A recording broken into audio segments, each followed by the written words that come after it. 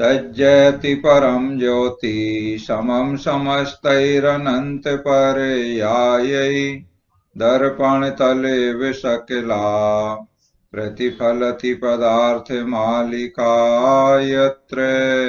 10 धर्म का वर्णन करने के बाद अब आगे 12 भावनाओं का और 22 परिसह जय का वर्णन श्री पुरुषार्थ सिद्धि उपाय ग्रंथ जी में आचार्य श्री अमृत चंद्र स्वामी जी महाराज कर रहे हैं। ये विशेष रूप से मुनियों का धर्म है, मुनि पालन करते हैं इन सभी का, 10 धर्म का, 12 भावना का, 22 परिसहों को जीतने का। लेकिन यहाँ श्रावक धर्म के अंतर्गत भी इसको लिया गया है। तो यहाँ पर क्या प्रेरणा है कि श्रावक भी अपनी शक्ति के अनुसार इन व्रतों को, भावना को भाए और इनको अपने जीवन में धारण करे। तो 12 भावनाओं के बारे में हम श्लोक नंबर 205 में समझते हैं। श्लोक दोहराएंगे। अध्रुवमशरणमेकत्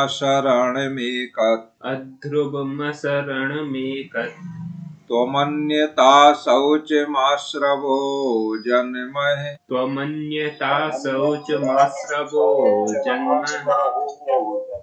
लोकवृषबोधि संवर निर्जराः सतत मनोप्रेक्ष्याः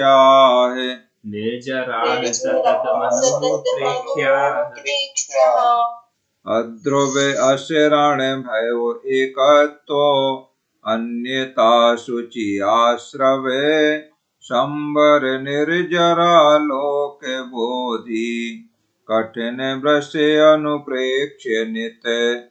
यहाँ पर 12 भावनाओं के नाम बताए गए हैं।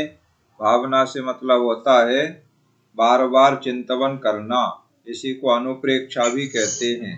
12 अनुप्रेक्षा या 12 भावना, 12 अनुप्रेक्षा के नाम से ये सभी जानते हैं, 12 भावना के नाम से जानते हैं। तो भावना का मतलब होता है सततम अनुप्रेक्षा, माने बार बार चिंतन मनन करना। किस चीज का बार बार चिंतन मनन करना? उन चीजों को या उन विचारों को 12 भागों में विभाजित किया गया है। तो उनके नाम है, यहाँ थोड़ा वह क्रम नहीं है जो हम अन्यत्र शास्त्रों में पढ़ते हैं। इस श्लोक में क्रम थोड़ा आगे पीछे हो गया है, तो हम ये 12 नाम समझ लेते हैं। पहला अध्रुवम, माने अध्रुव, जिसे हम अनित्य भावना के नाम से जानते हैं। अध्रुव कहें या अनित्य कहें, एक ही बात है। जिसका अर्थ होता है कि संसार में जो कुछ भी है वह सदा रहने वाला नहीं है, माने अध्रुव है। ध्रुव कहलाता है जो हमेशा बना रहे, और अध्रुव कहलाता है जो हमेशा ना बना रहे, उसका उल्टा हो जाता है। नित्य कहलाता है जो सदा हमेशा बना रहे, और अनित्य कहलाता है जो हमेशा नहीं रहे। तो संसार के सभी पदार्थ जो भी हमें दिखाई दे रहे हैं, ये सभी नष्ट हो जाने वाले हैं, हमेशा कुछ भी रहने वाला नहीं है। पहले जो था वो आज नहीं है, आज जो है वो आगे नहीं रहेगा। हमें स्थूल पर्याय समझ में आती हैं, जो लंबे समय तक हमारे साथ जिनका संयोग रहता है, जिन्हें हम देखते जानते या उपयोग करते हैं। लेकिन उन चीजों में भी प्रति समय परिवर्तन हो रहा है। इस तरह से क्षणभंगुर है संसार का हर पदार्थ, प्रति क्षण परिवर्तन उसमें हो रहा है। जैसे एक पाषाण शिला है और उस पाषाण शिला पर उसे तोड़ना है, तो घन की चोट उस पर मारी जाती है। अब घन मारने वाला, उसने घन उठाया और एक घन मारा, पाषाण शिला नहीं टूटी। दूसरी बार उसने घन का प्रहार किया, फिर भी पाषाण शिला नहीं टूटी। अनेक बार उसने प्रहार किया, करता गया। आखिर में 25वां प्रहार उसने किया तो उस पाषाण शिला के 2 खंड हो गए, 2 टुकड़े हो गए, और भी छोटे छोटे टुकड़े हो गए। तो देखने में हमें ये लग रहा है कि अलग अलग व्यक्ति अगर उस पर प्रहार कर रहे हैं, पहला प्रहार घन का एक व्यक्ति ने किया, दूसरा दूसरे व्यक्ति ने किया, तीसरा तीसरे ने किया, तो 25वां व्यक्ति जो प्रहार किया उसके प्रहार करने से शिला 2 खंडों में विभाजित हो गई, टूट गई। अर्थात 25वें व्यक्ति ने शिला को तोड़ा। ये स्थूल दृष्टि से हमें दिख रहा है, समझ में आ रहा है। इसी चीज को हम सूक्ष्म दृष्टि से देखें तो जब पहले व्यक्ति ने पहला प्रहार किया घन का, तभी से शिला में टूटना प्रारंभ हो गया था। वो शिला में धीरे धीरे दरार बनी, टूटना प्रारंभ हुआ। आखिरी 25वें घन के प्रहार में तो उसके 2 टुकड़े पृथक पृथक हो गए और भी टुकड़े बिखर गए। तो इसी तरह से संसार के हर पदार्थ में प्रति क्षण परिवर्तन हो रहा है। ऐसा चिंतन करना कि कुछ भी सदा रहने वाला नहीं है, इसे कहते हैं अध्रुव या अनित्य भावना। दूसरी अशरण भावना है। संसार में कोई भी किसी को मरण से बचाने वाला नहीं है, कोई भी शरण नहीं है। जब मृत्यु का समय आ जाता है तो एक क्षण के लिए भी कोई उसके जीवन को और आगे नहीं बढ़ा सकता है। इस तरह से सब मणि मंत्र तंत्र वैद्य आदि सब को कोई भी शरण नहीं है। तीसरी भावना एकत्व, माने जीव हमेशा अकेला जन्म लेता है, अकेला मरण करता है, अकेला आता है, अकेला जाता है, अकेला कर्म करता है, अकेला ही फल भोगता है। इस तरह से कोई भी जीव का साथी नहीं है। ये एकत्व भावना में ऐसा चिंतन करते हैं। फिर अन्यता माने अन्यत्व भावना। अन्यत्व भावना में शरीर अलग है और जीव आत्मा अलग है।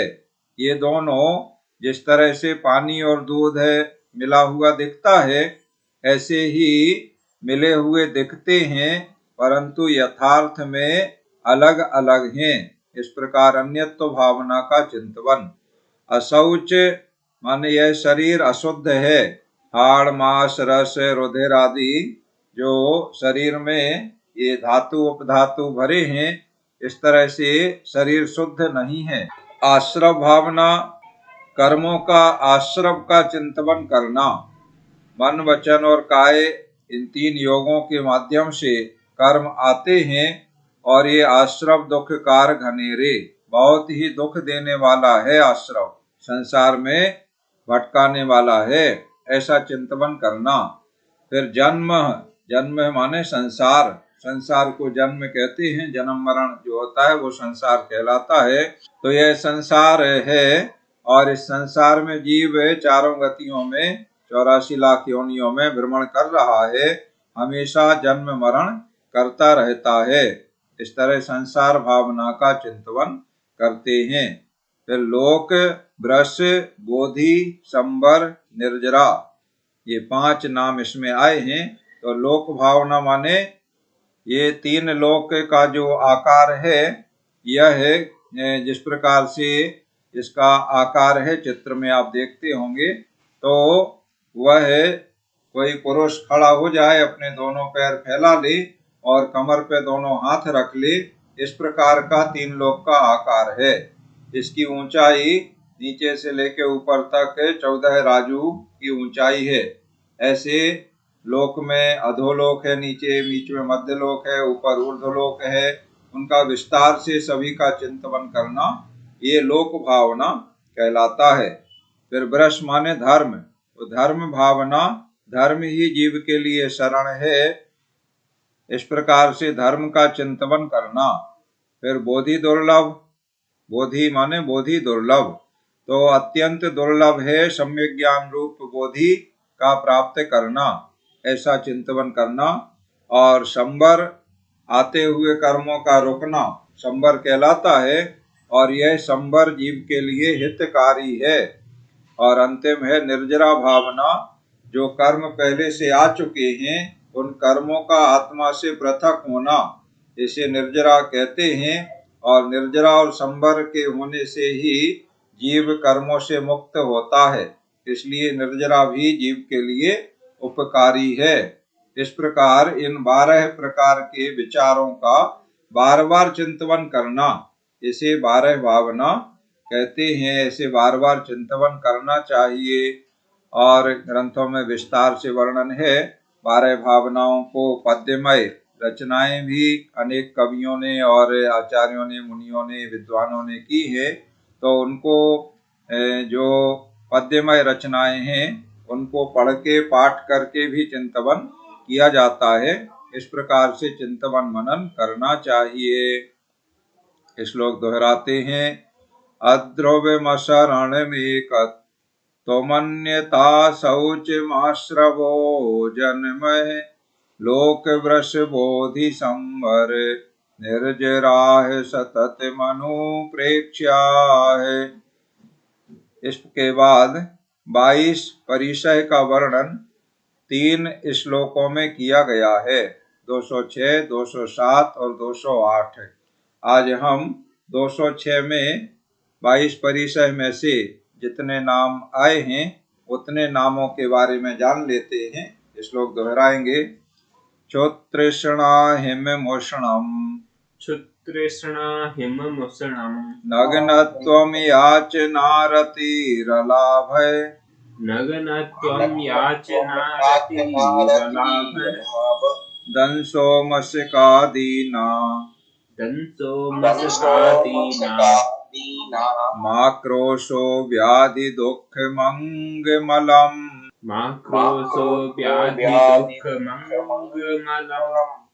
देखो, इसमें 22 परिचय में से कुछ आधे नाम आ गए हैं और शेष नाम 207 नंबर श्लोक में आएंगे और 208 नंबर श्लोक में ये बात बताई गई है इसमें कि इन 22 परिचयों का क्यों हमें सहन करना चाहिए या जीतना चाहिए। इन 22 परिचयों को क्यों जीतना चाहिए। तत्वार सूत्र जी में भी एक सूत्र आया है, परिशोढ़भ्या परिशः, माने परिचयों को सहन करना चाहिए। क्यों करना चाहिए, तो 2 कारण बताए गए हैं। मार्गाच्यवन निर्जरार्थम सूत्र आया है, मार्गाच्यवन निर्जरार्थम परिशोढ़भ्या परिशः, अर्थात मार्ग से च्युत ना हो जाएं। जो धर्म के मार्ग में, मोक्ष के मार्ग में लगे हुए हैं वे जीव अपने मार्ग से च्युत ना हो जाएं। च्युत ना हो जाए माने मार्ग से भ्रष्ट ना हो जाएं। इसलिए, और निर्जरार्थम एक तो कारण हो गया मार्ग से च्युत ना हो जाए और दूसरा कारण है निर्जरार्थम, अर्थात कर्मों की निर्जरा के लिए, तो मार्ग से च्युत ना हो जाए। तो ये 22 नाम अभी अपन समझेंगे तो इससे समझ में आ जाएगा कि ये परिचय आने पर धर्म के मार्ग से भ्रष्ट हो जाते हैं कई लोग। तो जो इनको सहन नहीं कर पाते हैं परिचयों को, वो अपने मार्ग से च्युत हो जाते हैं, और जो सहन कर लेते हैं वे मार्ग से च्युत नहीं होते हैं। जिस तरह से ऋषभदेव ने जब 83 लाख पूर्व तक अपना घर में, राजमहल में रह करके समय बिता दिया, 84 लाख पूर्व की आयु थी, अब 1 लाख पूर्व आयु मात्र उनकी शेष बची। 83 लाख पूर्व आयु बीत गई। तो 83 लाख आयु पूर्व आयु बीतने के बाद जब उन्हें प्रसंग पाकर वैराग्य उत्पन्न हुआ तो उन्होंने अपना सारा राजपाट भरत और बाहुबली को विभाजित करके बांट दिया, आधा आधा राज्य दे दिया। भरत के लिए अयोध्या राजधानी सौंप दी, बाहुबली के लिए पोदनपुर की राजधानी सौंप दी, और वो जाकर के दीक्षा ले लिए। तो अपनी स्वामी भक्ति के कारण से और भी बहुत सारे राजाओं ने, 4000 राजाओं ने उनके साथ दीक्षा ले ली। और दीक्षा लेने के बाद ऋषभदेव मुनि ध्यान अवस्था में विराजमान हो गए। उन्होंने नियम ले लिया कि वो 6 माह तक उपवास करेंगे और तप करेंगे, ध्यान करेंगे। अन्य जो 4000 राजा थे उनके साथ में जिन्होंने दीक्षा ली थी, वो इस मुनि धर्म को जानते नहीं थे, तपस्या के बारे में जानते नहीं थे, और उन्होंने तो बस स्वामी भक्ति से कि हमारे महाराजा जो काम कर रहे हैं उन्हीं के पीछे पीछे हम चलेंगे, वही काम हम करेंगे। सो वो भी जैसे आदिनाथ ऋषभदेव बैठे ध्यान में, वे भी बैठ तो गए, लेकिन थोड़े समय बाद उन्हें भूख प्यास की बाधा होने लगी। अब वो उठे और उन्होंने देखा कि अब महाराज उठे तो जैसा ये करेंगे वैसे ही हम लोग करेंगे, लेकिन ऋषभदेव को तो उठना ही नहीं था, वो तो ध्यान में बैठे थे 6 महीने का उपवास का नियम लेकर के संकल्प पूर्वक। तो अब ये परेशान हुए क्या करें, तो महाराज तो उठते ही नहीं है। तो फिर कोई जाकर के पास में झरना था, तो वहां जाकर के पानी पी लिए। वन में वृक्ष फल फूल लगे थे तो फलों को तोड़ के खा लिए। इस प्रकार से उसी नग्न अवस्था में और ऐसे खाने लगे, पीने लगे, घूमने लगे। तो फिर वन देवता ने क्रोधित होकर के उन्हें बहुत फटकार लगाई और कहा कि इस नग्न दिगंबर वेश में तुम ऐसा करोगे तो हम तुम्हारे लिए दंड देंगे। इस प्रकार से कह के उनको बहुत भयभीत कर दिया। तो क्या करें, तो बोले इस वेश में फिर अगर तुम्हें इस तरह खाना पीना है, अनर्गल आचरण करना है तो इस वेश में मत रहो। तो फिर उन्होंने सोचा अब क्या करें, अगर वापस जाते हैं तो भरत राजा है और वह हम पर कोपित होगा और पता नहीं क्या दंड दे दे कि तुम पिताजी के साथ गए थे, उन्हें छोड़ के कैसे आ गए हो घर में। इस तरह से वो भयभीत हो गए भरत के कारण से। तो वहीं जंगल में किसी ने वृक्षों की छाल वगैरह पत्ते लपेट लिए, अपना नग्नत्व को छिपा लिया और इस प्रकार का वेश बना के वहीं घूमते रहे। तो बात यहाँ पर क्या है कि उन्होंने भूख प्यास की जो परीक्षा है उनको आए, वेदना हुई, उसे सहन नहीं किया, उन्होंने सहन नहीं कर पाए तो वो पथ से भ्रष्ट हो गए, माने मार्ग से च्युत हो गए। तो मार्ग से हम च्युत ना हो जाएं। और दूसरी चीज कर्मों की निर्जरा हो, जो 22 परीक्षाओं को सहन करते हैं उनके कर्मों की निर्जरा होती है, इसलिए इन परीक्षाओं को सहन करना चाहिए। अब हम देखते हैं श्लोक में जो जो नाम आए हैं उन्हें समझ लेते हैं और शेष वर्णन कल 207 और 208 में समझेंगे।